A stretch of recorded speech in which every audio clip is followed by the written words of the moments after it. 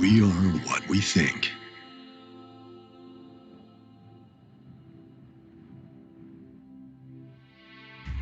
No matter who we are, let's think sharp.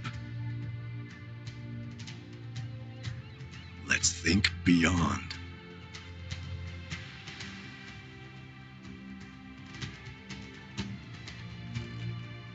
Let's think different.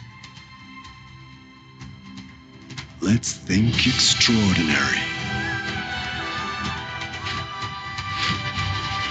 Let's think phenomenal. And let's make it come true. Think big with Mirai Asset.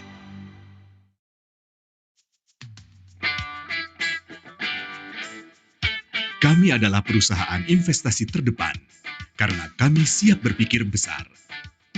Kami yakin dengan sektor-sektor potensial dan siap mendukung mereka. Kami menjadi terdepan karena kami selalu kompetitif, berinovasi, mendorong ide-ide baru. Kami mengerahkan yang terbaik dan akan terus meningkatkan kualitas kami.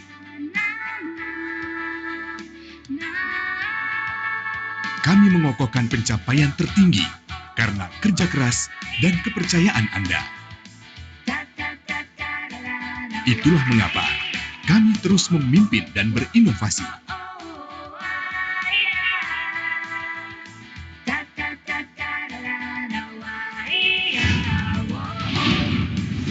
Karena kami, Mirai Asset.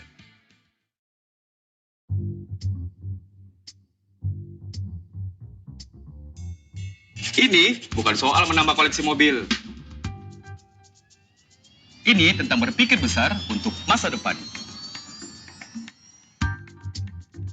Ini bukan saatnya berpikir konvensional. Ini saatnya berpikir besar dan memaksimalkan teknologi.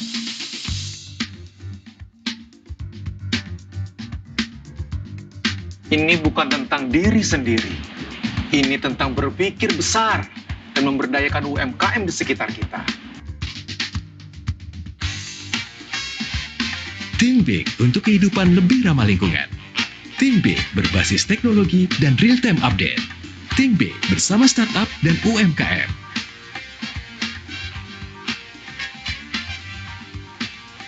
Karena kita berpikir besar, kita pilih Mirai Asset.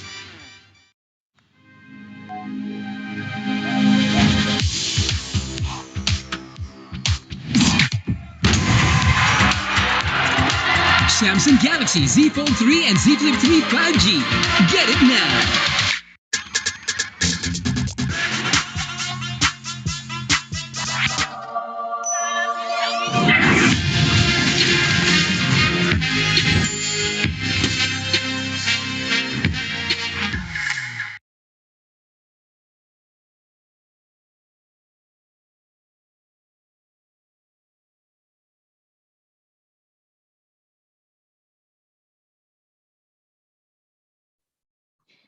Halo, selamat malam sahabat Mirai Asset semuanya. Gimana nih? Udah sampai kita di sesi mentorship yang terakhir di season 6 kali ini ya. Terima kasih banyak loh buat semuanya yang pastinya udah dapet ilmu yang fantastis banget ya dengan 15 kali kelas. Mantap banget nggak tuh semua daging? Dan nanti tentunya rekamannya akan dikirimkan juga ya setelah kompetisi berakhir ke email masing-masing. Jadi buat yang ketinggalan, sabar aja. Nanti kalian bisa dapat materinya. Oke, kita sapa dulu ya. Sebelumnya saya ucapkan terima kasih atas partisipasi Bapak dan Ibu semuanya yang telah bersedia mengikuti kelas mentorship kami pada program HOTS Championship Season 6. Saya ingin menginformasikan bahwa HOTS Championship Season 6 memiliki total hadiah sebesar Rp1 miliar dan sahabat Mirasa juga masih loh berkesempatan memenangkan hadiah setiap minggu dan akhir kompetisi. Program HOTS Championship Season 6 ini juga didukung oleh Bursa Efek Indonesia dengan official media partners kami ada Berita Satu dan Urbanesia serta disponsori oleh Samsung. Baiklah, sebelum dimulai ini sesi mentorship ya, Izinkan saya perkenalkan diri terlebih dahulu, saya Glenda, selaku host dan perwakilan dari tim marketing Mirae Asset Sekuritas Indonesia. Nah, kemudian malam ini juga sudah hadir bersama kita nih seperti biasa ya, Ibu Marta Christina yang cantik sekali, selaku moderator dan perwakilan dari tim Investment Information Mirae Asset Sekuritas Indonesia. Selamat malam Ibu Marta. Halo Glenda, semangat kelas terakhir. Terakhir, gimana nih Bu rasanya? Udah 15 kali memoderator ya di season 6 kali ini, di season 5 juga Bu Marta gitu. Bagaimana sejauh ini Bu mentorship-nya? Yang ke-29 kali berarti, karena yang kemarin yang pertama saya nggak ikut. Berarti 29 kali ilmunya Glenda udah sampai luber-luber semuanya. Oke, berarti tradingnya makin mantap dong nih Bu ya? Amin, amin. Oke, baik. Dan tentunya telah hadir juga nih guester kita pada malam hari ini. Selamat malam Om Ben yang lagi liburan. Halo Om Ben. Halo, selamat malam semua. Wah, udah kasihkan liburan sampai lupa nyalain mic nih Om ya? Iya, begitulah. Oke, gimana nih Om? Sudah 2 season kita menjalani program mentorship dengan Om Ben? Ya, mungkin ini adalah sesi terakhir kita. Wah, masa gitu? Sudahlah, biarkan biar yang lain saja gantian. Nanti saya nggak tahu mau bikin presentasi apa lagi, sudah kalian sedot semua, sudah habis. Oke deh, malam hari ini sebagai materi terakhirnya Om Ben ya di season 6. Dan sebelum dimulai terlebih dahulu, seperti biasa akan saya bacakan disclaimer ya, nggak bosan-bosan selama program edukasi ini berlangsung. Semua mentor dalam program edukasi Host Championship Season 6 adalah pihak-pihak yang secara profesionalitas dipilih serta merupakan para pemenang Host Championship season sebelumnya. Dan terdapat juga seorang capital market influencer serta bukan merupakan karyawan atau perwakilan dari PT Mirae Asset Sekuritas Indonesia. Segala pernyataan yang diberikan oleh mentor dalam program edukasi merupakan pernyataan yang murni diberikan oleh mentor secara pribadi dan bukan representatif atau perwakilan dari Mirae Asset. Meskipun semua upaya dan pengawasan telah dilakukan untuk memastikan keakuratan informasi yang tersedia, semua informasi dalam program edukasi ini dipublikasikan untuk tujuan informasi umum saja. Mirae Asset tidak menjamin bahwa informasi yang terkandung atau tersirat di sini adalah benar dan valid, patut atau sesuai untuk tujuan tertentu. Semua informasi dalam program edukasi ini sama sekali tidak mempromosikan atau mendukung peserta untuk membeli saham tertentu, dan video ini tidak dapat digunakan sebagai alat bukti dan atau barang bukti terkait pertanggungjawaban hukum atas hasil keputusan investasi peserta. Peserta mengerti dan menyadari sepenuhnya bahwa dalam melakukan investasi dan atau transaksi efek di pasar modal, mengandung resiko-resiko investasi, oleh karenanya peserta wajib bertanggung jawab terhadap segala keputusan investasi dan atau tindakan yang diambil sehubungan dengan informasi yang didapatkan dari program edukasi ini. Peserta dengan ini membebaskan Mirae Asset sepenuhnya dari segala bentuk tanggung jawab, kerugian, tuntutan yang timbul, kerusakan, biaya, dan pengeluaran sehubungan dengan pengambilan keputusan investasi dan atau tindakan yang diambil terkait dengan informasi dari program edukasi ini.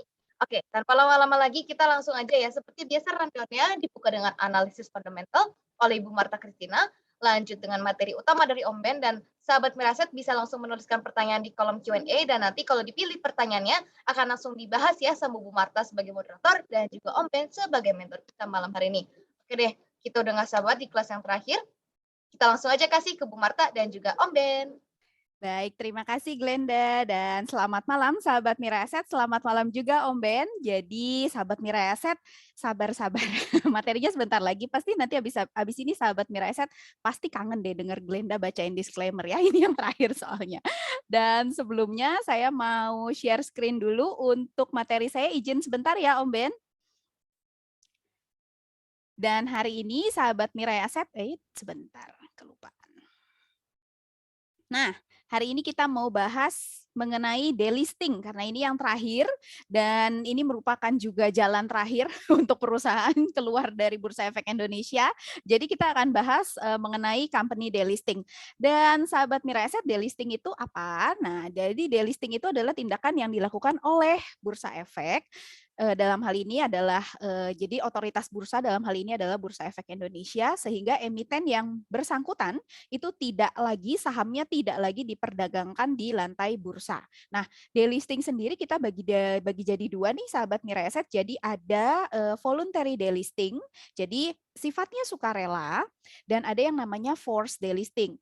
Nah, voluntary delisting ini Jadi perusahaan tidak memenuhi kriteria dan syarat pencatatan yang telah ditetapkan bursa. Jadi intinya adalah delisting yang ini itu sifatnya adalah voluntary, yang artinya perusahaan mengajukan sendiri kepada Bursa Efek Indonesia. Nanti kita lihat alasannya kenapa. Nah, yang forced delisting itu adalah yang dipaksa. Jadi ini yang terbalik ya. Jadi voluntary delisting itu yang ini emiten mengajukan permohonan untuk keluar dari bursa berdasarkan alasan internal. Nah, forced delisting itu yang ini, mohon maaf sebelumnya. Jadi forced delisting itu perusahaan tidak memenuhi kriteria dan syarat pencatatan yang telah ditetapkan oleh bursa. Nah, kita lihat satu-satu ya. Jadi peraturannya berdasarkan aturannya voluntary delisting itu bisa diajukan oleh perusahaan dengan syarat-syarat sebagai berikut ini yang ada di POJK-nya. Yang pertama pasti adalah melakukan RUPS, kemudian nanti melakukan pembelian kembali atau buyback, mengumumkan kepada masyarakat. Intinya sih itu. Nah, lalu kita mau lihat contoh voluntary delisting yang terbaru. Jadi ini jarang-jarang nih sahabat Mireset, tahun ini ada RMBA yang akan melakukan voluntary delisting. Jadi dalam hal ini RMBA yaitu Bentul International Investama akan melakukan delisting dengan alasan jadi akan melakukan go private. Nah, dengan alasan ini. Jadi pertama adalah memang sahamnya tidak lagi aktif diperdagangkan. Kemudian juga saham di publiknya relatif kecil. Kemudian perseroan juga mengalami kerugian dan juga tidak membagikan dividen dan sebagainya. Kemudian sahamnya juga tidak aktif diperdagangkan seperti itu. Nah, itu beberapa alasan go private. Nanti ada banyak lagi alasan go private. Misalnya memang dari pemilik itu ingin mengubah struktur perusahaan. Jadi sebagai anak usaha di sini itu akan dilebur atau misalnya dijadikan go private, itu juga bisa seperti itu. Contoh yang terjadi dengan Aqua. Nah, ini nanti setelah perseroan menginformasikan kepada publik mengenai rencana go private, maka pemilik perusahaan, dalam hal ini pemilik utama perseroan, yaitu pemilik utama RMBA itu adalah British American Tobacco atau BAT. Nah, dalam hal ini BAT yang akan melakukan penawaran tender, jadi akan membeli saham yang ada di publik. Ingat bahwa tadi karena salah satu syaratnya kalau mau delisting itu harus membeli saham yang ada di publik. Nah, nanti RMBA itu sudah prosesnya sudah dibeli di harga ini Rp1.000 per lembar saham.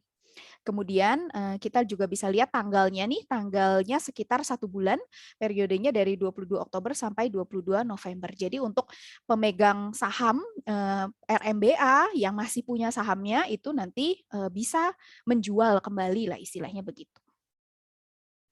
Kemudian, nah ini yang forced delisting. Nah, kalau forced delisting kenapa dilakukan oleh Bursa Efek Indonesia? Karena memang kelangsungan hidup dari perusahaan itu tidak terjamin dan tidak terdapat, tidak menunjukkan tandanya pemulihan yang memadai. Contohnya apa? Nggak ada pendapatan. Kalau perusahaan rugi itu bukan dalam kategori yang kelangsungan hidupnya terancam. Tapi kalau tidak ada pendapatan, nah itu yang termasuk dalam kategori kelangsungan hidupnya terancam. Kemudian sahamnya disuspend oleh Bursa Efek Indonesia di baik pasar reguler ataupun pasar tunai setidak-tidaknya itu 24 bulan terakhir. Jadi memang dalam 2 tahun terakhir itu perusahaannya tidak lagi diperdagangkan. Nah, aturan baru dari forced delisting, jadi kalau dulu kalau perusahaan dilakukan forced delisting oleh bursa, itu perseroan tidak wajib untuk melakukan buyback. Tapi peraturan OJK yang baru yang berlaku bulan Maret itu mewajibkan kalau misalnya akan di forced delisting, akan di delisting paksa, itu harus juga melakukan pembelian atau buyback. Seluruh saham yang dimilikinya hingga jumlah pemegang sahamnya kurang dari 50 pihak atau jumlah yang ditetapkan oleh OJK. Nah, ini adalah salah satu alasan kenapa belakangan forced delisting ini agak jarang. Kebayang dong perusahaan yang nggak punya pendapatan ya atau yang mengalami rugi terus-menerus bertahun-tahun, mereka harus melakukan buyback. Nah, dananya dari mana? Sebagai perusahaan induknya juga mungkin nggak punya dana. Makanya belakangan memang jarang banget yang ada berita tentang forced delisting. Berita yang terakhir itu yang seperti ini nih sahabat Mireset. Jadi bursa ada sekitar 2 minggu lalu itu ada menyebutkan 12 perusahaan yang udah disuspend lebih dari 2 tahun dan ini bisa berpotensi delisting. Tapi balik lagi syaratnya itu harus dilakukan buyback oleh perusahaannya. Nah, ini kelihatannya agak berat begitu. Dan sekian materi dari saya. Semoga bermanfaat untuk sahabat Mira Asset. Dan untuk selanjutnya kita mau langsung ke Om Ben. Silakan Om Ben. Oke, suaranya sudah jelas ya? Jelas Om Ben? Ya, oke. Selamat malam semuanya teman-teman ya. Kita jumpa lagi di materi yang terakhir ya. Dan mungkin ini mentorship terakhir saya di Mirai. Saya nggak ngerti apakah masih bisa untuk mentor lagi season berikutnya. Cuman ya, saya mencoba memberikan bekal buat teman-teman. Mungkin ini, jadi begini, kemarin ada beberapa yang bilang sama saya bahwa aduh materinya Om Ben itu dasar banget katanya, beda sama Ko Yudi sama Ko Michael Yo. Ya saya bilang ya memang saya itu spesialis newbie. Jadi saya itu spesialis untuk buat teman-teman yang baru trading awal. Kalau udah yang advance biarin yang lain-lain jauh lebih pintar dari saya. Tapi saya akan membahas mungkin yang biasanya penting banget ya. Ini hal yang sangat sepele tapi menurut saya ini sangat penting untuk teman-teman bisa pahami ya. Saya akan pinjam slide-nya ya Bu Marta. Oke. Saya ubah dulu sebentar. Jadi saya akan membahas soal bagaimana kita sebagai trader ini bisa beradaptasi di market. Ya. Oke, sudah muncul ya? Udah kelihatan Om Ben. Udah ya. Oke, ini part terakhir ya seperti itu. Ya, kita akan membahas bagaimana beradaptasi dengan perubahan-perubahan yang ada di market ya. Jadi kita harus memiliki how to have a different mindset. Karena gini teman-teman, ketika saya menemukan banyak sekali teman-teman ini seperti apa ya, mungkin ketakutan, mungkin panik dengan adanya perubahan-perubahan yang ada di market seperti itu. Padahal itu adalah hal yang wajar dan itu di luar kontrol kita sebagai trader ya. Karena kita nggak punya hak apa-apa untuk memveto semua kebijakan-kebijakan yang ada di market seperti itu ya. Termasuk di tanggal 6 Desember yang akan dihapuskan kode broker ya selama live trading seperti itu. Jadi teman-teman, saya juga sedikit menjelaskan kode broker ini hanya ditutup ketika live trading saja. Tapi setelah market selesai, teman-teman masih bisa mengaksesnya dari broker summary ya. Jadi yang terjadi hari itu summary-nya bisa kalian dapatkan setelah jam bursa berakhir. Ya, ini kita harus beradaptasi. Nah, perubahan yang terakhir yang membuat saya pribadi ini harus cukup beradaptasi adalah yang waktu awal-awal pandemi, di mana ARB simetris ya, ARB arah simetris menjadi ARB minus 7%. Pada awalnya seperti ini teman, saya cerita sedikit ya. Pada awalnya banyak trader yang berpikir, wah ARB-nya cuma 7%, enak dong, arahnya 25-30%, ARB-nya cuma 7%. Awalnya berpikir seperti itu, tapi ternyata strategi bandarnya berbeda. Ketika ARB-nya bisa 3 kali atau 4 kali bahkan ya kekunci. Itu membuat psikologis kita sebagai seorang trader ini menjadi sedikit terguncang pada awalnya. Ya, tapi kita harus beradaptasi mau nggak mau. Nah, ketika saya mengerti pada waktu, waduh, ini ARB kalau sekali ARB bisa kekunci nih 2 kali, 3 kali, 4 kali. Maka saya nggak mau kena ARB. Pada waktu itu saya berpikir seperti itu. Saya harus disiplin nggak mau kena ARB. Nah, ini kemampuan kita beradaptasi di dalam market. Kalau kita nggak punya kemampuan untuk beradaptasi ya, kita bakal jadi bulanan-bulanan market ya. Jadi saya akan sedikit menjelaskan bagaimana untuk teman-teman bisa beradaptasi di market ya. Oke. Nah, ini prinsip utama yang harus teman-teman ketahui ya. Ini juga yang saya pegang. Untuk bisa menang di dalam market, kita dibutuhkan kemampuan untuk beradaptasi dengan market dan memiliki mental atau mindset yang berbeda dengan trader pada umumnya. Karena begini teman-teman, yang pertama kemampuan beradaptasi ya. Teman-teman mesti ngerti bahwa pandemi ini merubah semua tatanan dalam dunia ya. Semua global terkena dampaknya dan semua berubah ya. Tiba-tiba perusahaan seperti Zoom ya, ini tiba-tiba jadi laris sekali ya. Dulunya nggak pernah ada. Mungkin ada tapi nggak kepake. Webinar ini jarang sekali. Orang lebih suka, lebih mantap tatap muka. Tapi karena pandemi, mau nggak mau kita beradaptasi. Nah, perusahaan Zoom yang sudah mungkin dia punya visi ke depan yang visioner banget ya, dan mereka mungkin berpikir, waduh kalau meeting itu udahlah, nggak perlu ketemuan lah, bisa internasional dan lain sebagainya, kita bisa sedunia bisa ketemuan. Nah akhirnya mereka membuat aplikasi Zoom ini, dan akhirnya karena mereka itu punya visi yang jauh ke depan, ketika pandemi ada, mereka jadi perusahaan yang mendapatkan profit yang sangat besar sekali karena dipakai di mana-mana ya aplikasi Zoom ini. Nah itu kemampuan beradaptasi di market, maka semua perusahaan-perusahaan pun harus beradaptasi. Yang nggak bisa beradaptasi akan kena seleksi alam, yaitu perusahaannya pasti bangkrut, tutup, nggak bisa lanjut lagi, kena seleksi alam. Tapi yang mampu beradaptasi akan mampu survive dan bahkan menjadi perusahaan yang lebih besar daripada sebelum pandemi. Nah, inilah kemampuan beradaptasi. Kalau kita di market nggak mampu beradaptasi, nggak mampu nggak mampu belajar dan tidak mau belajar juga ya untuk terus mengikuti perkembangan zaman seperti itu, maka dikhawatirkan kita akan jadi bulan-bulanan di dalam market. Nah, bagaimana dengan mental atau mindset yang berbeda? Ini juga penting sekali karena trading saham itu adalah jual dan beli, ya kan? Untuk kalian bisa dapat profit, maka kalian harus menjual di harga atas. Nah, sekarang begini teman-teman, kalau semua orang itu membeli di harga yang sama dan menjual di harga yang sama, pertanyaannya siapa yang profit, siapa yang rugi? Kan nggak ada. Makanya kita harus punya mindset atau mental yang berbeda dari orang-orang umumnya, ya. Dare to be different, ya. Kita lihat ya teman-teman seperti ini. Kalau ada lampu yang mati semua bolamnya, ada satu yang menyala, maka yang menyala ini akan menjadi spotlight, akan tersorot. Terlihat berbeda, ya. Sama seperti misalnya ada burung ya, yang dua itu ada burung semua hitam, ada satu yang putih. Yang burung putih ini menjadi primadona biasanya. Karena apa? Dia berbeda, ya kan? Kalian dalam usaha pun ya, dalam bisnis pun, kalau kalian menjual produk yang sama, kalian jualan sampo misalnya seperti itu ya, kalian jualan sampo, semua jualan sampo, ya, mereknya sama, tapi cara jualannya juga sama, maka kalian nggak ada bedanya dengan orang lain. Kalian akan susah mendapatkan omset yang besar. Tapi kalau cara jualannya berbeda, maka kalian mendapatkan keunggulan atau keuntungan daripada orang-orang yang lain. Sama dalam trading, ya. Dalam trading kita harus dare to be different daripada trader-trader lain yang ada di Indonesia ini, ya. Nah, apa sih dare to be different?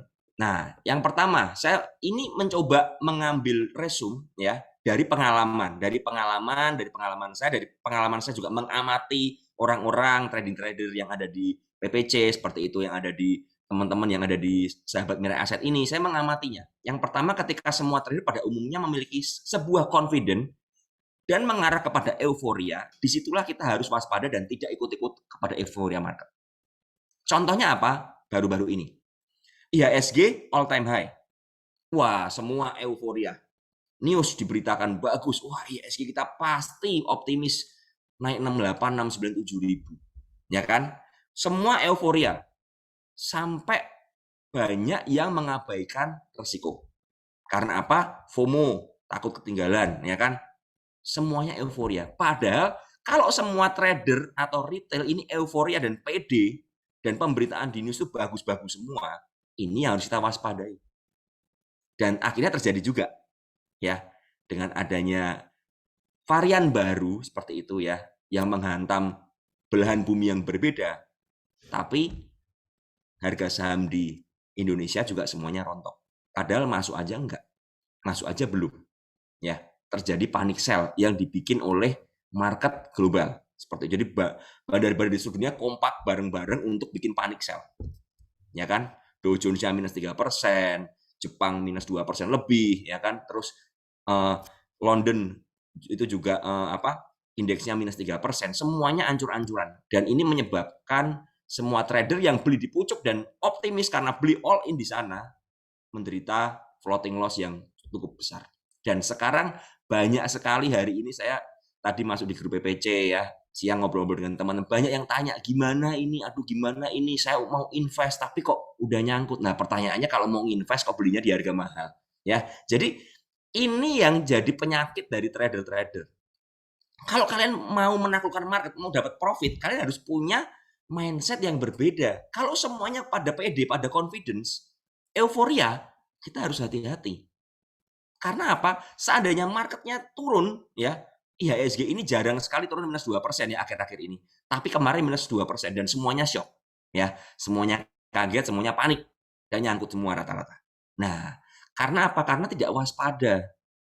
Kalau memang mau mengincarnya Windows dressing, pertanyaannya kan seperti itu kan biasanya, saya mau ini apa ada Windows dressing, yang paling tanyakan sekarang seperti itu. Bisa jadi tetap ada. Nah, masalahnya adalah Windows dressing ini bisa terjadi mungkin hanya beberapa minggu aja. Tapi marketnya diobok-obok dulu. Ya, jadi kalian yang beli di atas sudah panik semua, ya mungkin cut loss atau mungkin ngehold ya ketika window dressing BEP. Ya kan?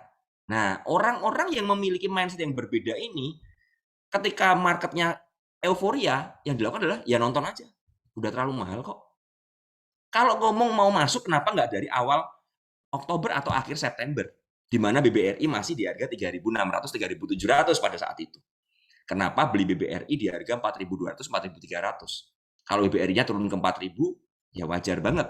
Ada koreksi-koreksi di market seperti itu. Ya, itu yang pertama.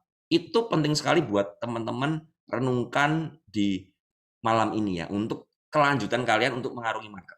Ya. Yang kedua, kemampuan mengelola cadangan dana atau cash menentukan kekuatan untuk bertahan dalam market. Ketika terjadi koreksi dan rebound, yang memiliki cash lah yang bisa dapat profit.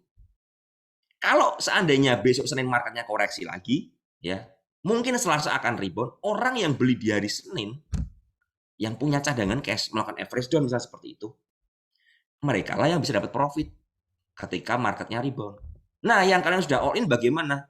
Ya udah, nangis aja, pasrah sambil berdoa market semoga cepat rebound, market semoga cepat rebound, ya kan gitu aja.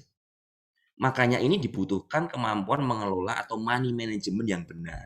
Ya, ketika semuanya bilang all in, pasti PD ini market bagus. Ya, kalian harus tetap straight dengan trading system kalian.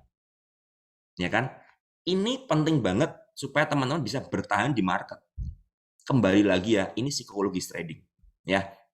Yang ketiga, itu teruslah belajar dan menyesuaikan market. Kemampuan beradaptasi yang akan menyelamatkan kita dari kerugian dan dapetin profit. Ya, ketika nanti kode broker ditutup ya, teman-teman, saya akan sedikit menjelaskan di sesi berikutnya ini ya.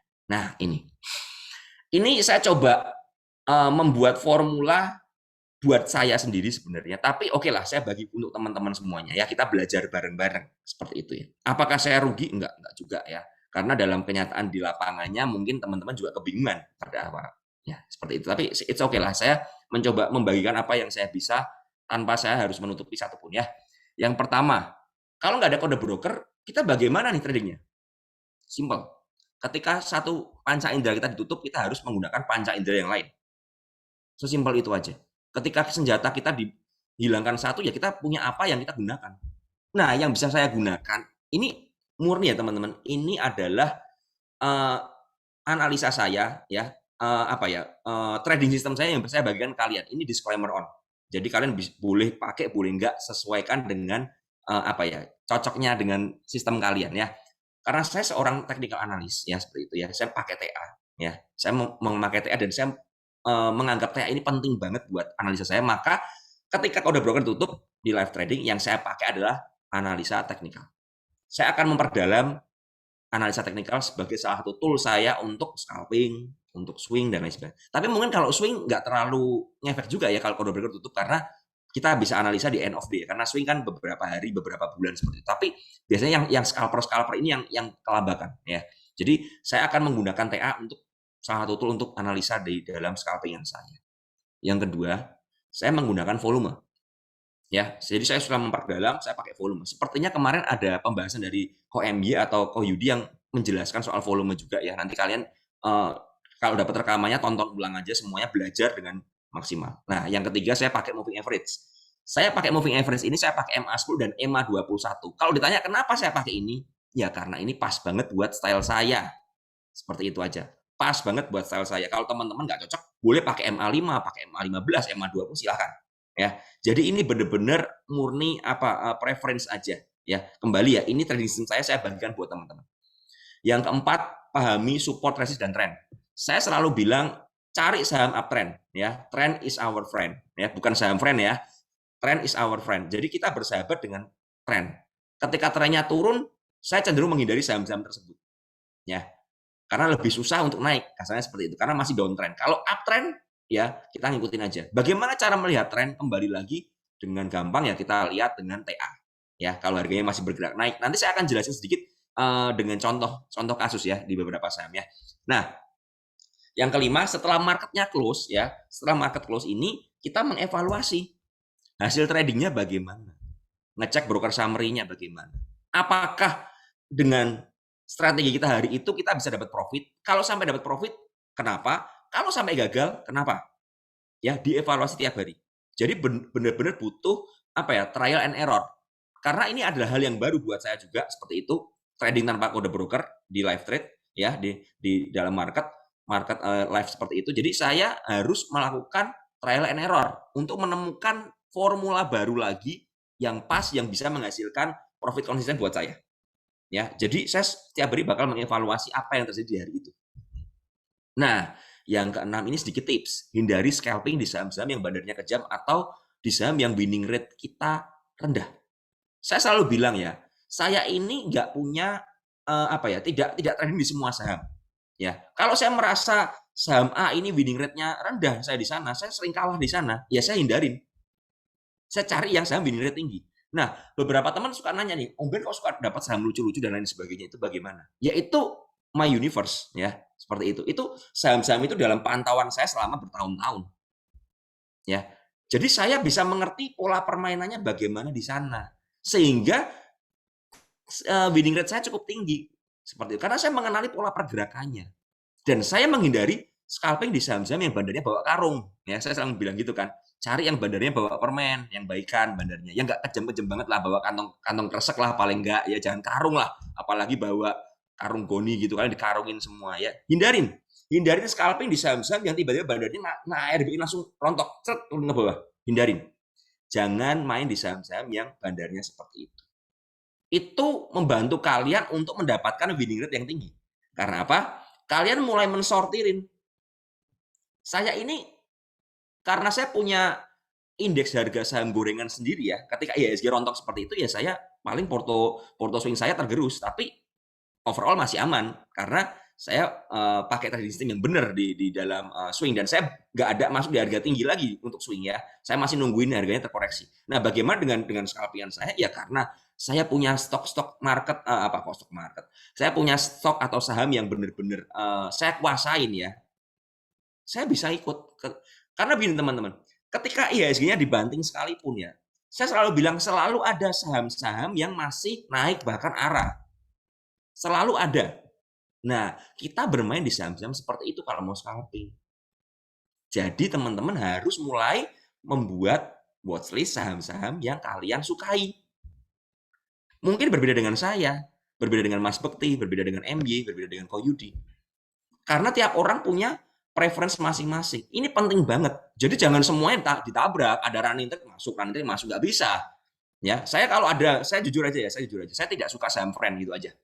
Saya paling anti trading di saham friend. Ya, disclaimer on ya ini. Ini saya sendiri karena apa? Saya jarang profit di sana. Profit pun ya sedikit-sedikit. Tapi kok rasanya males. Jadi saya kalau lihat friend naik juga, aduh ya sudahlah biarin lah. Males, udah males. Mendingan saya cari saham lain lah yang masih kasih saya profit. Nah, ini membuat saya ternyata ketika saya punya preference seperti ini, winning rate saya lebih tinggi lagi. Karena saya fokus ke saham yang saya pahami pergerakannya untuk scalping seperti itu. Maka ketika beberapa saham yang waktu kemarin rally, ketika kompetisi season 4 saya bisa juara karena apa? Karena saya masuk di saham-saham yang winning rate saya tinggi. Dan kebetulan waktu itu saham-saham itu lagi manggung.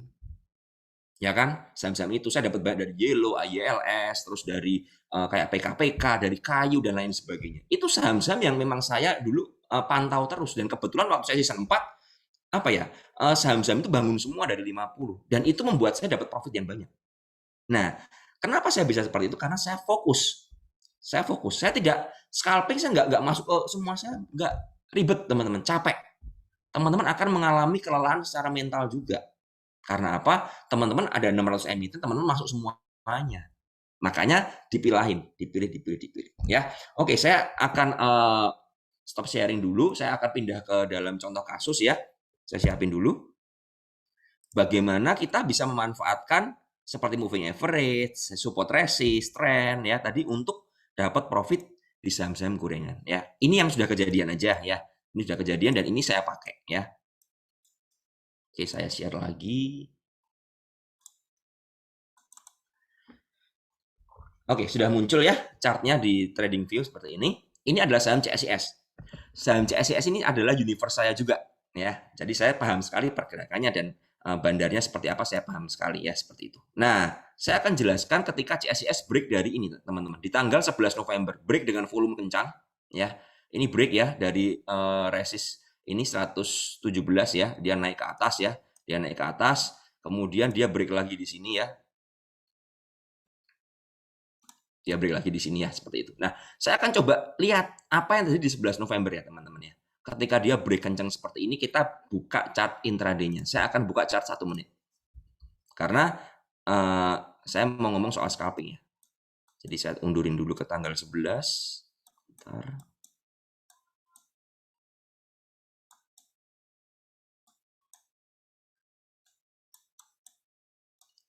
Nah, ini yang menurut saya ketika kita nggak bisa ngerti apa-apa soal broker summary ya kita mau nggak mau pakai volume ya seperti ini.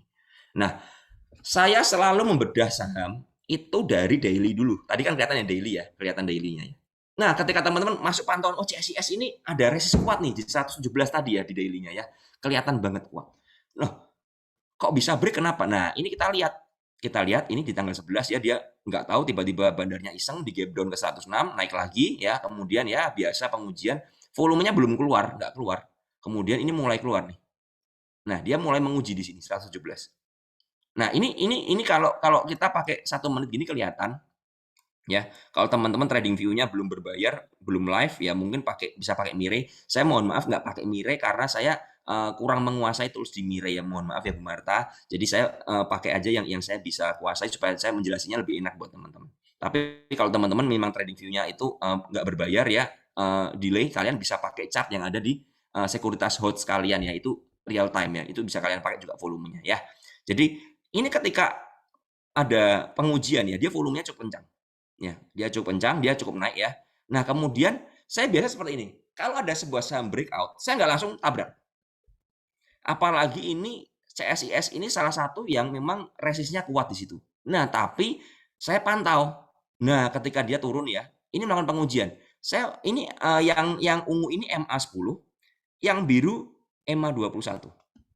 Ya, saya pakai 2 kawalan ini untuk mengawal dia uptrend-nya bagaimana ya. Dan ternyata ya, ini kita lihat setelah dia pengujian seperti ini, dia nggak turun, nggak jebolin dari MA10-nya ya.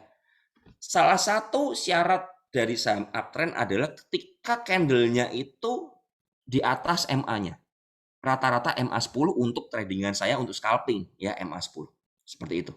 Ketika dia tertahan di MA10 seperti itu ya saya bisa memantau ini saham masih bagus seperti itu untuk scalpingan ya. Nah, yang menarik lagi adalah di menit ke-26 tiba-tiba muncul volume gede. Ya. Dia udah ketahan nih, udah kuat nih. Ya, dia udah pengujian beberapa menit. Nah, ini kalau sudah begini saya biasa pantau. Atau biasa saya tes slot dulu. Nah, ketika volumenya keluar saya tabrak lagi. Saya ikut masuk ya. Ikut masuk dia menguji 123 nggak kuat dia turun lagi. Nah, pentingnya juga money management. Ketika teman-teman melihat ada saham yang break dengan volume kencang, kalian boleh masuk tapi jangan masuk all in. Tujuannya apa? Ketika ada pengujian-pengujian di bawah, itu kita nada. Ya, nada. Dengan stop loss-nya di mana tadi? Oke lah, karena kita menganggap ini 117 sebagai resist yang tadi dijebol, kita bisa pasang stop loss 2 tick dari 117.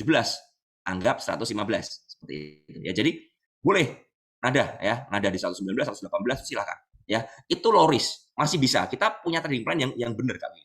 Nah, ini lagi volumenya juga kencang lagi ke atas. Nah, biasanya kalau saham gorengan udah volumenya kencang ke atas begitu ya, sampai atas ada yang buang barang, maka volumenya juga gede. Nah, ketika volume gede seperti ini bagaimana saya juga ikut buang barang. Saya ikut buang barang. Udah saya ikut buang barang, saya habis ini posisinya. Karena volumenya gede, saya ikut buang. Ya, saya ikut buang. Karena cuma scalping, ambil dari segini teman-teman 120, lepas di 125 ya, dapat 5 tick oke. Seperti itu. Nah, setelah itu ya kan? Setelah itu dia sideways. Nah, ini yang penting juga buat teman-teman pantau. Dia sideways nih. Ya, dia sideways. Mereda, volumenya hilang tiba-tiba. Artinya nggak ada banyak transaksi di sana. Tapi yang aneh kenapa nggak rontok dari 120?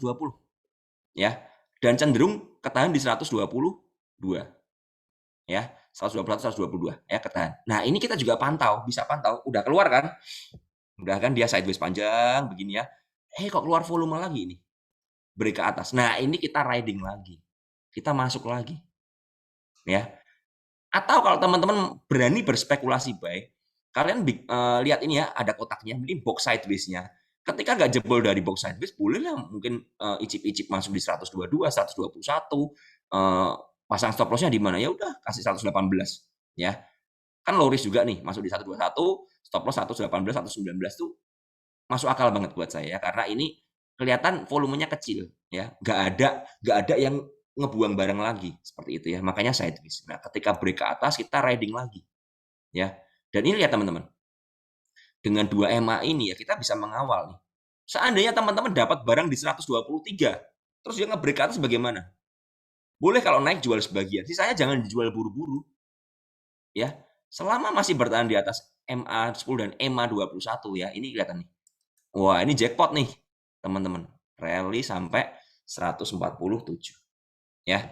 Buangnya di mana? Nah, ketika ada mulai nekuk ke bawah gini ya.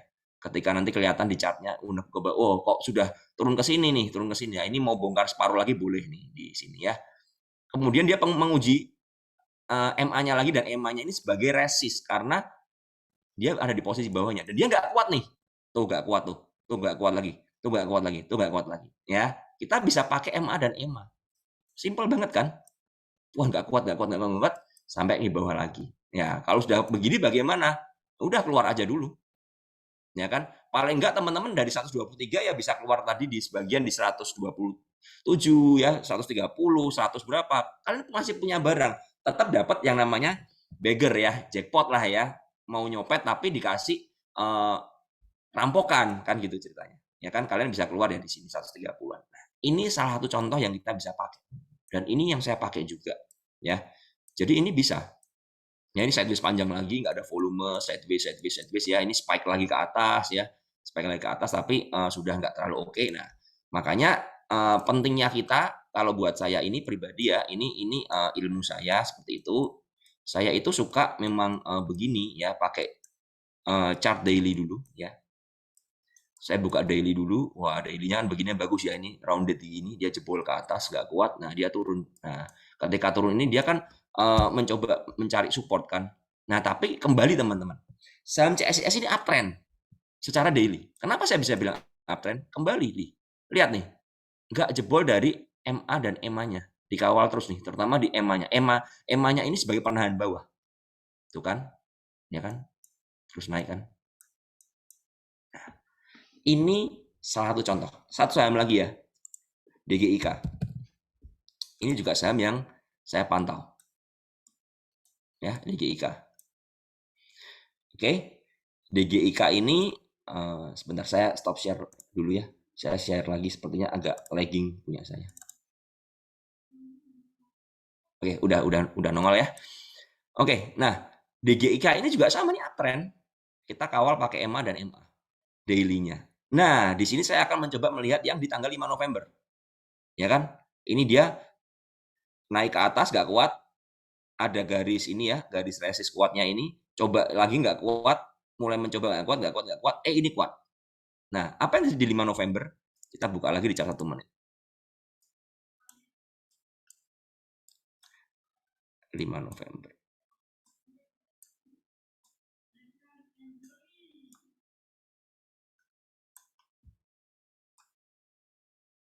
Oke, 5 November saya gedein dulu.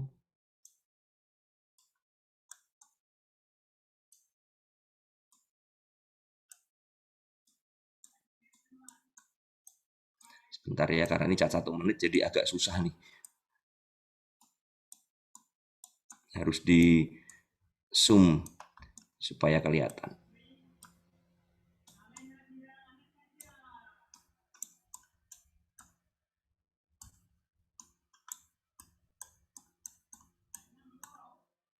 Oke, ya ini udah ya kelihatan ya.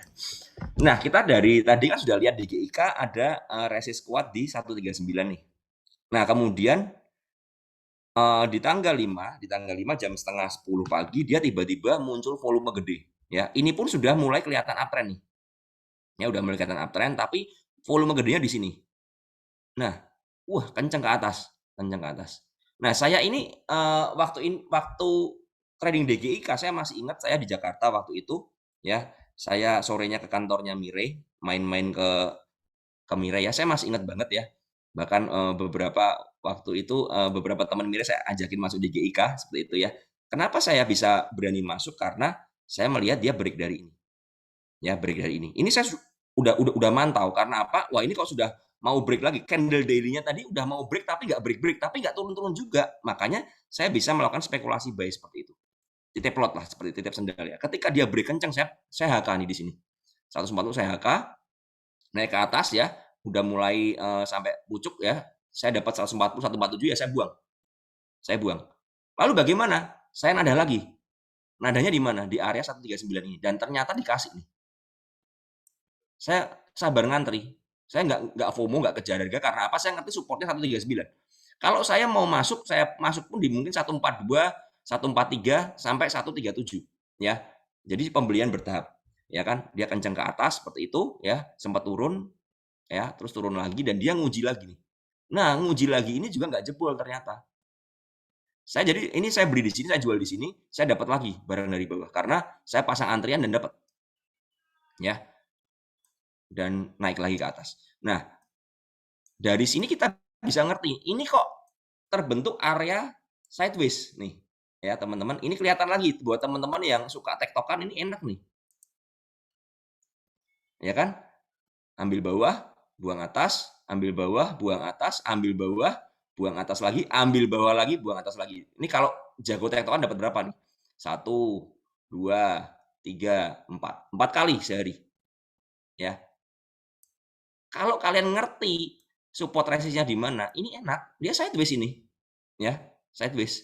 139 support kuat ini. Dan dia diuji beberapa kali di hari itu. Yang terakhir ini saya buang di 150-an. Ya, saya ambil di sini, saya buang 150. Nah, ini yang sore ini anak-anak Mirai ini ikut nih.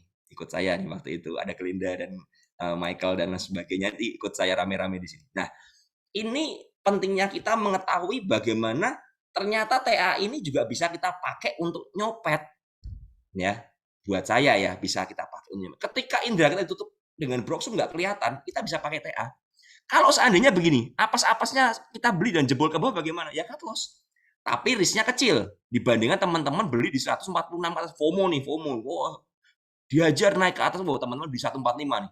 Wah, naik lagi beli di 146. Dibanding ke bawah. Ya udahlah cut loss 140. Mantul ternyata. Kenapa mantul? Ya kalian cut loss di area support. Makanya penting mengenali tren, penting mengenali saham-saham yang breakout dan lain sebagainya. Nah, kenapa DGIK itu naiknya kenceng? Karena sesimpel dia juga uptrend. Kita balik ke daily-nya lagi. Baru jauh sekali ini. Iya, dia uptrend. Itu yang saya bilang ketika teman-teman trading di saham yang uptrend, itu winning rate lebih tinggi. Ya, ini kelihatan nih, dia break dari sini kan, ini. Ya, dia break dari 88 ini, terus nggak turun lagi kan, dia konsolidasi lagi, dia naik lagi. Ini saham uptrend, ya. Dan akhirnya dia sampai ke pucuk. Nah, ini sudah mulai ada perubahan tren. Ini yang agak bahaya kalau MA udah nekuk begini, bisa sideways lagi atau bisa dia koreksi. Ya. Oke, semoga membantu teman-teman. Itu aja dari saya hari ini ya. Semoga membekali teman-teman untuk di tanggal 6 Desember dan selanjutnya. Saya kembalikan kepada Bu Marta. Baik, terima kasih Om Ben. Om Ben, by the way, ini indeks harga saham gorengannya mungkin kita boleh daftarin di bursa nih Om Ben. Jadi bisa sama-sama untung gitu. Om Ben, ini udah banyak pertanyaan ya Om Ben terkait dengan materinya. Yuk kita bahas satu-satu. Sahabat Miraset, kalau masih punya pertanyaan silakan langsung disampaikan di kolom question ya. Om Ben, ini pertanyaannya macam-macam. Jadi coba ini ada yang tanya gimana caranya membedakan tadi broker yang bawa karung sama bawa permen katanya. Sesimpel teman-teman perhatikan aja ketika ada guyuran-guyurannya. Jadi saya pinjem share screen lagi ya Bu Marta ya. Boleh, silakan Om Ben. Saya kemarin itu sempat bikin sedikit iseng gitu ya, sedikit iseng. Ya cuman mohon maaf sahamnya saya tutup ya, karena kalau sahamnya dibuka nanti kalian mengerti siapa penggerak harga dan lain sebagainya. Ya kalau kalian ngerti dah diam aja, nggak usah tulis kolom komentar, nggak usah nulis di Q&A. Ini sebagai contoh aja ya. Ini sebagai pembelajaran buat kita supaya teman-teman kita di sini itu bisa belajar bareng-bareng ya. Ya, saya akan share screen. Oke. Udah munculkah? Udah Om Ben. Nah, ini yang namanya guyuran. Ini saya ambil dari RTI ya, RTI. Kalian lihat, ini bawa karung. Ini dari atas begini turun sampai ARB. Saham-saham yang pola pergerakannya suka seperti ini hindarin dulu. Ya, hindarin dulu. Ini benar-benar cuci piring nih dibawa ke atas ya. Wah, kenceng pada FOMO, dia jualan dan sebagainya, kemudian dibanting sampai ARB dan akhirnya ARB sampai closing. Ya, ini contoh saham yang bandarnya bawa karung. Karakternya. Jadi kita pahami karakternya, pola pergerakannya ketika dia ada koreksi, apakah dijagain atau enggak? Karena beberapa saham koreksinya itu pelan-pelan. Ya mungkin sorenya ARB, tapi kita masih dikasih keluar. Nah, kalau saya bilang yang saham-saham yang masih dikasih keluar itu ya, itu adalah saham-saham yang bandarnya cukup baik. Karena masih ada technical rebound-nya. Tadi sahamnya nggak ada technical rebound sama sekali. Dibantai beneran. Nah, kita hindarin saham-saham yang polanya seperti itu. Tujuannya apa? Kita terhindar dari loss ya. Ketika kita bermain di saham-saham yang cukup aman ya, bandarnya agak baik kan ya, oke lah ya, kita lebih relatif aman lah ya. Walaupun kita nggak ngerti siapa yang bisa siapa yang jual, tapi end of day-nya kita bisa mengevaluasi dari analisa kita ya, seperti itu. Oke, baik. Terima kasih Om Ben. Kita lanjut lagi nih ke perusahaan lagi, ke pertanyaan berikutnya. Om Ben, kalau misalnya bagaimana menentukan entry berdasarkan volume nih Om Ben? Apakah dengan average volume atau cukup dengan big volume aja? Kalau saya begini, karena saya scalping, saya biasanya pakai yang ada spike volume di sana. Dan terutama ketika dia break dari resist. Break resist dengan volume, itu biasanya saya pasti riding, saya pasti ikutan. Ya, ketika break ya, saya coba masuk, tapi bertahap. Tujuannya apa? Biasanya akan ada false break. Nah, ketika false break, saya nada bawah. Misalnya tadi ya, anggap saham CSIS tadi 117, dia break ya, dengan volume gede. Saya masuk tuh, 118, 119. Tapi saya nggak all in. Sisanya bagaimana? Saya nunggu di 117, 116, 115. Stop loss di 114. Seapa-sapasnya bandarnya iseng atau ada yang jualan, ya dia banting ke bawah, saya dapat barang di bawah. Biasanya mantul karena itu adalah resist yang di break dengan volume menjadi support yang cukup kuat. Ya, ketika mantul ke atas, bagaimana? Kalau saya memang porsinya udah kegedean di saham tersebut, saya mulai bongkar bertahap. Tapi saya nggak buang semuanya. Supaya apa? Kalau dia lanjut rally, saya masih punya barang, saya nggak FOMO. Itu yang saya pakai. Jadi saya mencari saham-saham yang breakout ke atas dengan volume. Kalau saham itu breakdown dengan volume, hindarin. Itu jelas banget sahamnya jualan ya bandarnya ya. Jadi sesimpel itu buat saya tentang volume ya. Nah, Om Ben tadi sekalian ada yang tanya juga nih, kalau scalping tadi money manager pembagiannya itu seperti apa Om Ben? Gini. Jadi biasanya saya masuk itu maksimal 30% dulu. Tujuannya apa? 70-nya saya taruh di bawah, 70%-nya. Kalau seandainya ada spike ke bawah tadi yang jarum-jarumnya, maka average saya juga mungkin bisa malah misalnya saya beli 119 30% ya. Misal seperti itu. Ketika saya ngantri di bawah bisa jadi average saya 117. Pas di average-nya resist tadi yang jadi support gitu loh. Nah, kan psikologisnya jadi lebih aman kan, lebih pede kan. Stop loss di berapa? 114. Jadi 3 tick stop loss-nya, tapi upside-nya masih panjang. Nah, ini yang saya pakai. Jadi money management-nya benar-benar kepake. Nggak asal langsung tabrak, nggak langsung all in. Saya memastikan saya memiliki cash untuk melakukan pembelian di bawah. Ya. Karena apa? Saya selalu ada area buy-nya. Antara misalnya 119 sampai 115 tadi area buy saya. Saya tungguin. Kalau nggak dapat gimana? Ya sudah. Kalau udah lolos ke atas 122 saya cabut. Takutnya saya lupa cabut cuci piring nanti kalau diguyur. Ya kan? Nah, jadi ketika sampai 122 saya mulai mantau. Udah mulai berat nih. Udahlah saya jualan separuh dulu. Bertahap saya jualan. Sisanya bagaimana? Mau nungguin di support lagi apa-apa kalau ada turun-turun pelan-pelan. Tapi kalau turunnya dengan volume ya hindarin. Kan kita nggak ngerti siapa penjual siapa pembelinya. Tapi kalau turun dengan volume jelas ada yang berjualan jumlah besar di harga atas. Seperti itu ya. Gitu. Nah, Om Ben kalau terkait dengan tadi ya money management di scalping itu berarti biasanya nih Om Ben yang Om Ben praktekkan itu masuknya di berapa harga Om Ben? Saya bikin range. Jadi misalnya tadi supportnya 117 ya. Saya bikin range mungkin 3 tick dari support atau 4 tick maksimal dari support.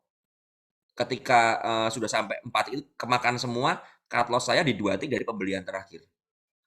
Ada yang nanya, saya baca nih, saya jawab juga. Apakah ketika cut loss semuanya? Ketika jebol ke bawah, saya cut loss semuanya. Sesimpel itu. Karena apa? eh, bahaya banget. Misalnya tadi tembus 119 dia nggak kuat ya, terus sampai jebol 114 ke bawah, itu bahaya. Mungkin dia akan melakukan pengujian ke 117 lagi. Itu sebagai technical rebound. Kalau ada mantul seperti itu biasanya kita bisa lepas. Jangan hold, jangan malah beli. Ya, karena biasanya ketika sudah break ke atas, nggak kuat diguyur ke bawah dengan volume gede, kemudian dia mantul, ya biasanya cuma technical rebound aja untuk uji yang tadi 117-nya tadi itu. Jadi kalau sistemnya seperti itu. Oke, baik. Baik, Om Ben. Pertanyaan berikutnya, Om Ben, nah ini yang cut loss itu prefer pakai stop loss atau deket-deket. Nah ini mungkin buat yang swing kali ya. Kalau misalnya cut loss prefer untuk pakai stop loss atau mepet closing baru cut loss. Kalau saya untuk scalping saya jujur aja, saya tidak pernah pakai automatic order karena saya percaya sama jari saya. Ya, itu untuk scalping. Tapi untuk swing saya pakai stop loss. Misalnya kemarin jujur aja saya tuh habis kena stop loss di beberapa saham properti, saham kertas, tuh saya kena stop loss ya. Saya bukan stop loss tapi trailing stop ya. Berarti saya profit seperti itu ya. Saya profit tapi kegerus gara-gara dia ada bantingan kan. Nah, itu yang saya selalu pakai. Jadi kalau buat scalping saya nggak pakai karena ini volatil dan saya memastikan saya bisa mantau market dan punya waktu koneksinya juga oke ya. Kalau sampai nggak oke ya diguyur ya nasib kan begitu kan, tiba-tiba hilang sinyal dan lain sebagainya, itu kesalahan teknis, tapi at least kita mantau market ya. Jadi saya percaya pada jari saya, tapi untuk swing saya pakai automatic order. Oke, baik. Terima kasih Om Ben. Om Ben ke pertanyaan berikutnya. Nah, kalau misalnya lagi live trading ya, kan berarti kan kita bisa kita kan lihatnya bid offer sama chart nih. Kalau dari Om Ben sendiri akan lebih berat ke arah chart atau bid offer? Gini, untuk nentuin entry. Bid offer itu tidak bisa membaca arah pergerakan harga. Saya selalu bilang chart itu sebagai map saya untuk saya mengetahui pergerakannya, arahnya kira-kira mau kemana nih. Ini kompas saya nih. Nah, bid offer ini memperlengkapi analisa saya ketika saya ngerti arahnya kemana, support resistance di mana, bid offer ini menjadi pelengkapnya. Ya, setelah saya ngerti, oh support di sini, resistance di sini ya. Kemudian saya lihat bid offernya. Bid offernya ini stabil nggak? Oh, kalau ini bid offernya kok cabut-cabutan, itu waduh harus hati-hati gitu loh. Tapi kalau ini cukup stabil dan kemudian dari bid offer ini saya bisa mengerti adanya tekanan jual atau power buy ya. Tekanan jual kalau offernya diisi terus, diganjel, bahkan langsung diisi tebel, itu bahaya. Ya, apalagi diguyur, bidnya diguyur itu bahaya. Nah, kalau begitu saya harus cepat-cepat untuk ikutan keluar. Ya, jadi bid offer ini hanya memantau. Dan ingat teman-teman, di saham gorengan, kompas ini bisa berubah sewaktu-waktu karena volatilitas market. Makanya penting kita lihat bid offer. Saya jarang sekali ketika sudah in di sebuah saham, saya fokusnya kebanyakan ke bid dan offernya. Ya, setelah saya mengerti dari TA-nya tadi ya, oh areanya sekian, saya coba hafalin aja, oh areanya beli di sini. Saya coba beli di situ. Nah, saya fokus kepada bid dan offernya. Seperti itu. Ya, karena ini sangat volatil sekali. Jadi saya harus memastikan ketika ada guyuran, bidnya diguyur, saya harus cepat-cepat bisa keluar juga gitu loh. Karena saya selalu bilang dalam scalping ini keamanan aset saya lebih penting daripada profit maksimal saya. Lebih baik saya profit cuma kecil-kecil tapi saya tidak mengalami kerugian. Itu penting banget. Tapi saya gulung terus, nah akhirnya saya mendapatkan profit yang cukup besar seperti itu. Baik Om Ben. Terima kasih Om Ben. Kita ke pertanyaan. Nah, Om Ben, ke pertanyaan berikutnya ini tentang kekuatan tren. Nah, ini ada beberapa nih pertanyaan. Apakah MA tadi, MA2, MA10 dan MA21 tuh cukup untuk melihat kekuatan tren? Atau perlu indikator lainnya? Kalau nanya ke saya cukup pakai itu aja. Itu kan tadi saya bilang, itu kan trading system saya yang saya bagikan buat kalian. Kalau kalian merasa nggak pede dengan itu, mau pakai indikator lain, it's okay. Ya, silahkan kalian racik sendiri sesuai dengan style kalian. Ya, saya hanya membagikan pengalaman saya aja seperti itu, Marta. Kalau swing termasuk pakai itu juga, Om Ben, MA10 juga. Kalau swing biasanya pakainya MA20 rata-rata. Karena kan time frame lebih panjang. Ya kan, pakai MA20 ya. Biasanya seperti itu. Tapi ya kembali ya teman-teman, silakan coba lihat chartnya, cocok nggak kalian. Ada yang nggak cocok, ada yang cocok soalnya seperti itu. Oke, siap. Berarti nanti abis ini sahabat Miraset kerjain PR-nya masing-masing ya. Ya, bikin PR. Makanya saya bilang butuh kita harus membuat indeks harga saham kita sendiri. Ya. Seperti itu. Setuju. Baik, pertanyaan selanjutnya Om Ben. Sebentar, ini cukup banyak nih pertanyaannya.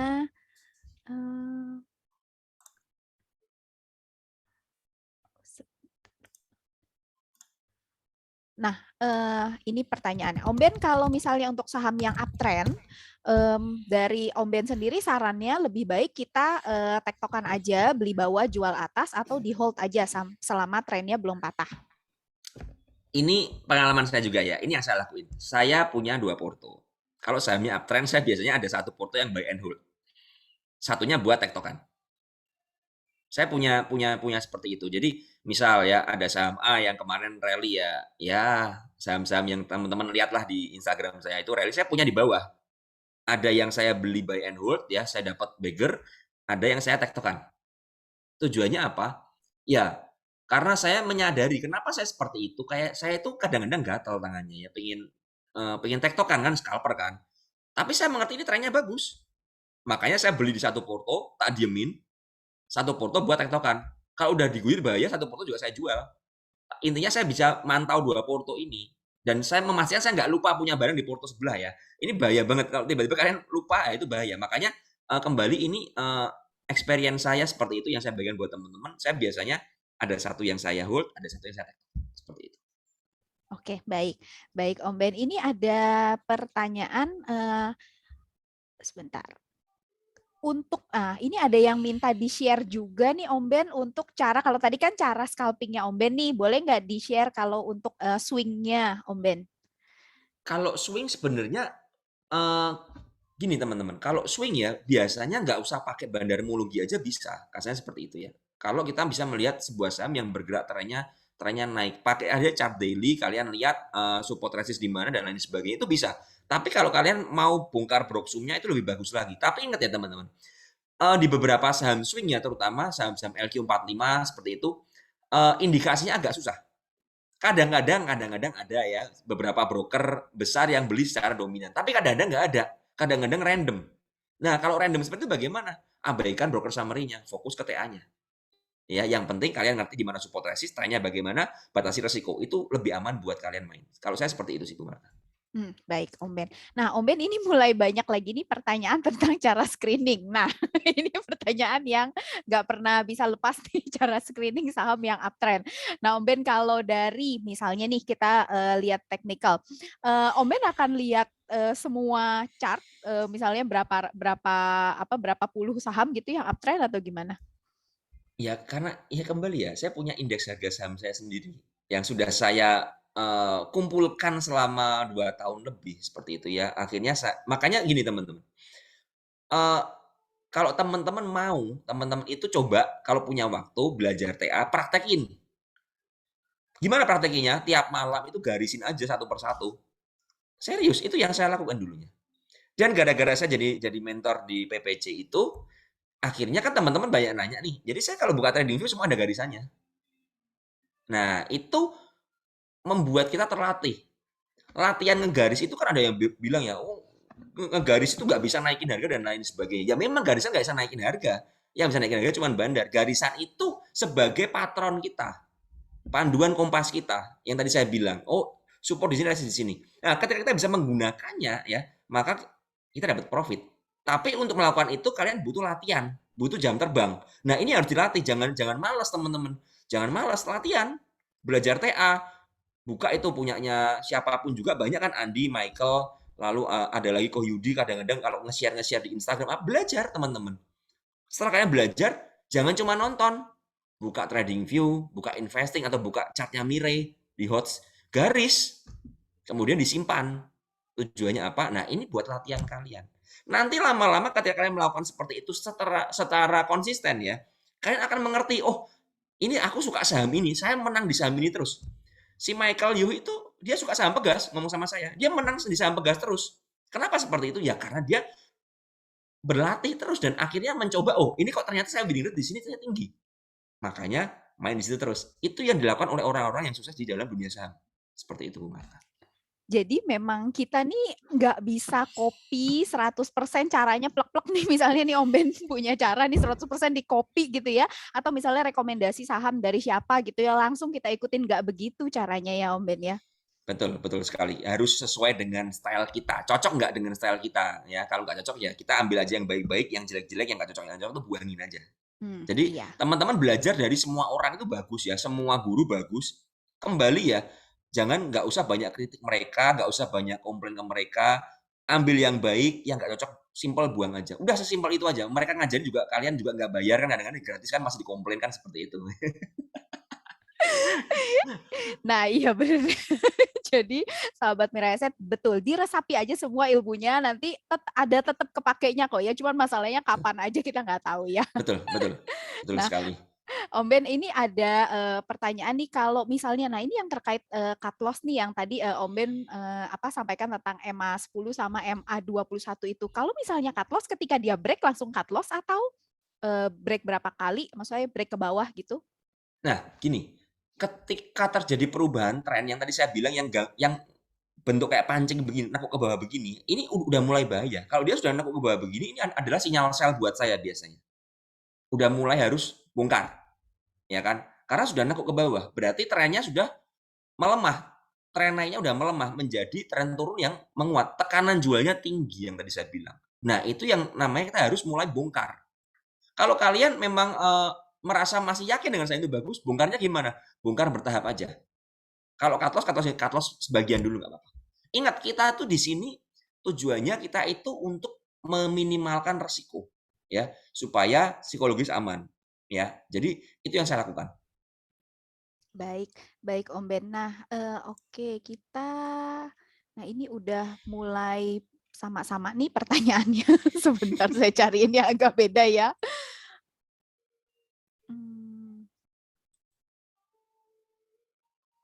Sebentar. Halo Bu Marta, Om Ben. Iya, Michael. Kalau kita buka partisipannya untuk ngobrol, boleh nggak ya? Silahkan, karena ini sesi terakhir. Sesi terakhir spesial. Ya, spesial. Raise hand aja. Kita pilih random ya? Boleh. Ya, silakan. Saya udah bingung nih milih pertanyaannya. Udah 100, udah bingung. Silakan. Biar menarik aja, biar menarik ya. Biar interaktif. Sambil saya cariin nanti kalau ada yang menarik lagi. Halo Mas Odi.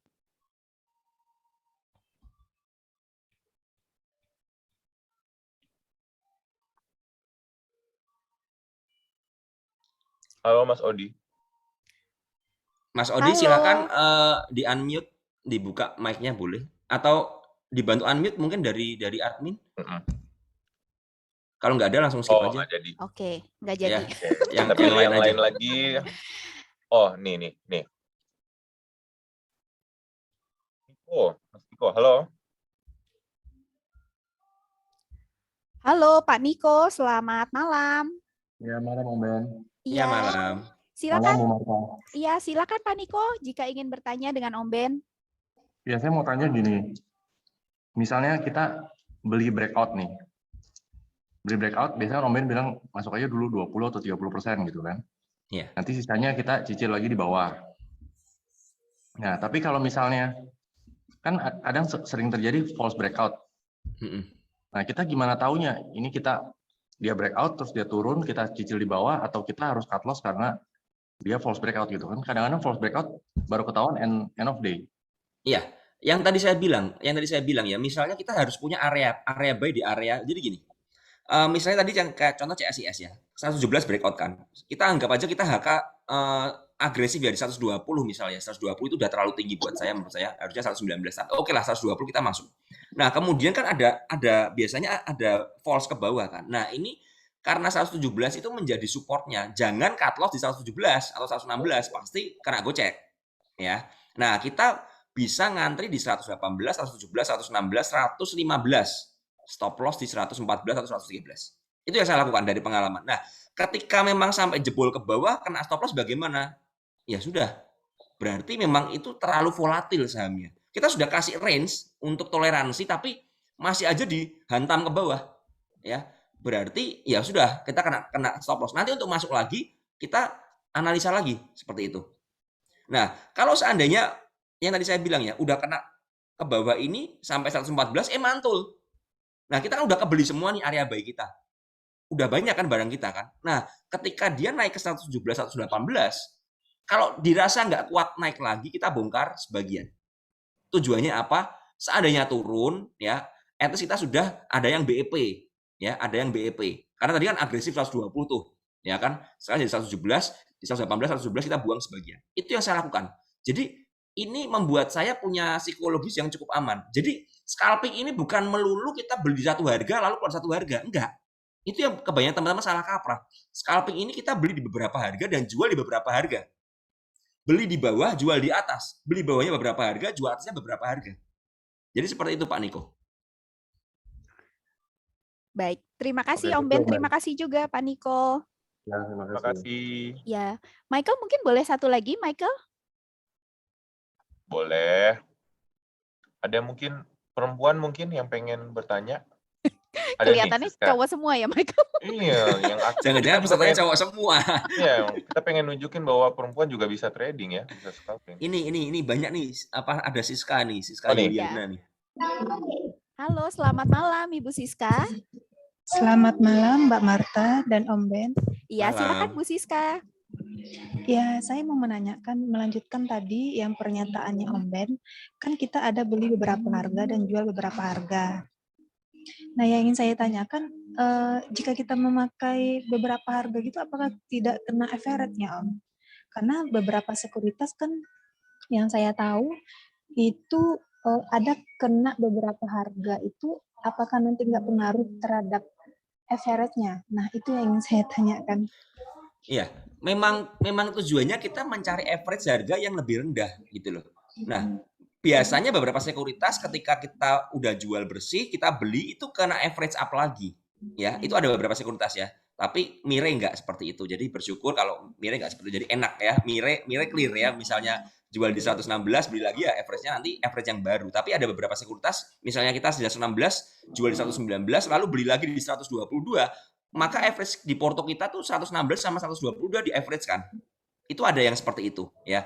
Tapi end of day profitnya itu menjadi apa ya, sudah dihitung secara otomatis. Jadi jangan khawatir. Jadi kalau Bu Siska nanya bagaimana itu apakah average-nya akan berantakan, ya pasti akan turun. Karena tujuan kita membuat entry piramida itu kita punya average serendah mungkin, ya sedekat mungkin dengan area support, sehingga kalau sampai jebol ke bawah risk kita rendah, kalau sampai dia rebound kita punya profit yang cukup tinggi. Ya, ini yang kita cari Bu Siska, seperti itu. Terima kasih Om Ben, karena saya sendiri masih pemula di saham dan masih belajar juga. Dan untuk saya biasanya saya belum bikin Mirai karena belum disetujui, dan saya dengar saya masih dengar dari teman-teman gitu, Mirai bagus gitu, karena sekuritas yang saya pakai sebelumnya yang seperti Om Ben bilang, ketika kita beli di bawah terus kita udah jual, beli lagi di atas kita kena gitu kan. Nggak banyak teman-teman yang mengusulkan pakai Mirai, dan saya udah coba apply apanya, tapi belum dapat persetujuan juga, makanya saya bertanya seperti itu, apakah nggak kena nanti, karena kan banyak yang bilang nanti kita rugi gitu kan. Banyak kan teman-teman ngeluh rugi kalau seandainya dia beli cukup satu kali aja masuk di sekuritas, kita beli harga. Kalau di Mirai saya dengar kan bisa masuk beberapa kali gitu kan di beda harga. Iya, betul. Nah, itu dia sih. Sebenarnya gini Bu Siska, saya punya salah satu sekuritas yang memang seperti itu sebenarnya kita nggak rugi. Secara psikologis kita merasa aduh kok ketinggian, tapi kalau kita lihat di realized profitnya ya, realized profitnya itu ya profit kita kalau dihitung benar segitu. Cuman memang terkadang karena ke average ini kita nggak pede. Loh, aku udah beli di bawah kok masih average-nya masih tinggi, masih minus. Nah, padahal kalau dihitung nanti setelah end of day kita masih simpen ya. Sebenarnya ketika kita jual pertama misalnya profit 10 juta ya. Kita beli lagi di bawah ya, seperti itu ya. Nah, ternyata yang 10 juta itu bisa jadi 15 juta. Nah, sisanya yang 5 juta itu jadi apa? Jadi floating loss kita di dalam porto kita. Itu yang terjadi, Bu Siska. Jadi jangan khawatir sebenarnya. Cuman mempengaruhi psikologis, memang seperti itu. Cuman kenyataannya dalam perhitungan profit dan loss itu sama aja gitu. Seperti itu. Baik, baik. Terima kasih Om Ben, terima kasih Bu Siska. Semoga nanti akunnya bisa segera, Bu Siska bisa kontak ke customer service ya untuk coba di follow up untuk akunnya. Biasanya cepet kok sebenarnya, cuma kadang ada aja. Mungkin biasanya gini sih karena karena kan kita perlu untuk KYC nasabah secara sebaik-baiknya ya, secara maksimal gitu. Jadi nanti Bu Siska bisa kontak ke customer service kami ya. Sudah Mbak Marta, sudah 4 kali diulang sih. Wah, ini perlu CS ini. Memang iya, ini Bu, kalau kesalahannya di tanda tangan sih kemarin itu. Tanda tangan harus sesuai memang dengan harus KTP. sama. Nah, permasalahannya ketika di KTP, pembuatan KTP kan kita pakai screen layar waktu tanda tangan KTP itu kan pakai screen ya. Dan itu terkadang ketika tanda tangan itu waktu itu antri gitu kan karena di awal-awal bikin iktp. Nah, itu ada garis tangannya itu yang bergeser. Nah, ketika saya coba harus sesuai dengan KTP, saya ulang-ulang berapa kali hampir kesulitan saya. Iya, boleh nanti ini aja Bu, mungkin bisa di email juga ke kami. Nanti kami coba carikan cara yang terbaik ya Bu. Kita sih coba usahakan yang terbaik untuk nasabah kami. Ya. Oke, siap Mbak Marta. Terima Baik, kasih Bu Siska. Dan Om Ben, ini mungkin 2 pertanyaan terakhir nih Om Ben yang saya tanyakan ke mentor-mentor sebelumnya nih, dengan kondisi market yang seperti ini Om Ben, terutama yang virus terbaru nih ya, gimana kita paling enggak mencoba menenangkan pikiran kita dan bagaimana melihat peluang di market yang seperti ini Om Ben? Kalau saya jujur aja ketika marketnya dihajar seperti ini, dihantam ya, kembali saya tidak pernah mau punya prinsip begini Bu Marta. Saya tidak mau profit saya yang sudah profit jadi loss. Maka saya harus memasang yang namanya trailing stop atau stop loss seperti itu ya. Stop loss di atas harga beli saya atau saya batasin kerugian dari penurunan harga ada toleransinya. Nah, tujuannya apa? Kalau sampai kena, misalnya tadi saya bilang ya saham properti saya kejual, saham kerja saya kejual. Nah, saya punya cash kan. Nah, cash ini akan saya pakai untuk mencoba buyback di area support-supportnya. Ya, jadi misalnya saya mau masuk lagi di properti, saham properti ya. Saya akan cari support kuatnya di mana. Saya nggak akan langsung masuk besok. Seperti itu. Saya akan lebih menunggu. Karena ini kan jelas di marketnya diajar minus 2%. Hampir sedikit mustahil tiba-tiba besok langsung plus 2%, jarang banget ya. Karena turunnya pun dengan volume, beberapa saham dengan volume semua ya. Artinya ada yang berjualan di situ. Nah, saya biasanya untuk menenangkan diri ya, saya memastikan bahwa saya harus punya trading plan-nya. Jangan kalau kita mikir, kalau saya pengen Windows dressing ini, saya nggak perlu pasang stop loss, sudah. Pokoknya tutup mata. Kalau mau tutup mata gitu, kalian harus siap resikonya. Resikonya apa? Dari profit bisa jadi BEP, bahkan bisa jadi loss. Nah, karena saya punya prinsip nggak mau ya, beberapa saham ini saya pasang pengaman. Nah, untuk saham perbankan, jujur aja, saya selalu bilang waktu itu, saya BBRI itu baru masuk, belum full porsi. Nah, ini kesempatan saya untuk melakukan average up. Ketika kita punya money management yang benar, ya, kita nggak akan takut kok. Kita punya money management yang benar, kita punya trading plan yang benar. 2 itu aja. Nah, ketika marketnya nggak sesuai dengan analisa kita, ya biarkan sistem trading plan kita yang bekerja. Karena ada yang namanya take profit, ada yang namanya stop loss. Itu harus kita lakuin. Itu bekerja gitu loh. Nah, untuk beberapa teman-teman yang memang belinya di saat-saat yang saya bilang tadi di September akhir atau Oktober awal ketika harganya masih diskon, mungkin range-nya masih profit 15% atau 10%. Nah, kalau memang belum full porsi, mau nambah silahkan. Ya, kalau udah full porsi bagaimana? Ya kurangin sebagian. Tujuannya apa? Dapat cash lagi, beli bawah. Ini yang membuat psikologis kita sebagai seorang trader itu kuat. Psikologis kita tuh hancur kenapa? Karena kita udah nggak punya cash sebenarnya. Udah kadung yang tadi saya bilang euforia, all in, dipucuk lagi, dibanting gini kita panik. Nah ini yang kesalahan. Jadi saya menjaganya ya itu dengan money management, saya bikin trading plan dan saya melakukan disiplin plan yang saya bikin. Itu penting banget. Gitu, Bu Baik, Marta. baik. Terima kasih Om Ben untuk wejangan-wejangannya nih di 2 sesi 10 pertemuan ya total, dikeramasin terus sama Om Ben. Dan terima kasih banyak Om Ben udah meluangkan waktunya dan juga udah sharing-sharing ilmunya. Tentunya sahabat Miraeset juga dan saya pribadi juga mendapatkan manfaat nih ya banyak banget dari sharing-sharingnya Om Ben. Semoga makin sukses Om Ben untuk tradingnya sehat selalu dan semoga kita bisa ketemu Makasih, lagi di amin. lain kesempatan. Terima kasih Om Ben dan terima kasih juga untuk sahabat Miraeset yang telah mengikuti kegiatan mentorship kita nih udah 15 pertemuan dan saya juga pribadi ingin mohon maaf untuk kepada sahabat Miraeset yang mungkin pertanyaannya tidak dijawab atau yang pertanyaannya nggak sempat dibacakan dan dijawab atau juga mungkin penasaran gitu ya kok pertanyaan-pertanyaan saya kenapa nggak dijawab-jawab berminggu? Mohon maaf dan juga mohon maaf untuk semua kekurangan dalam kegiatan penyelenggaraan mentoring dari HOTS Championship season ke-6 ini. Semoga sahabat Miraeset sukses selalu untuk tradingnya dan juga investasinya. Dan saat ini saya kembalikan ke Glenda. Silakan Glenda. Baik, terima kasih banyak Bu Marta dan juga Om Ben atas materinya pada malam hari ini. Ya, kalau tadi dibilang ke kantor, salah satunya saya terima kasih ya Om Ben ya. Terima kasih ya, dan mungkin sering-sering main ke kantor itu sangat disarankan sih Om Ben Gitu ya. ya. Oke. Oke, disclaimer on ya sahabat Miraeset. Ya, namanya kita kalau misalkan belajar sama yang master ya kayak gini, mentorship enaknya dapat ilmu daging dan juga kita bisa langsung terapkan ya, karena memang tujuan kelas mentorship adalah seperti itu supaya sahabat Miraeset teredukasi dengan baik juga. Dan sahabat Miraeset, terima kasih banyak yang sudah stay sampai sesi terakhir mentorship di season 6 ini. Congratulations. Semoga di season berikutnya bisa bertemu lagi tentunya ya.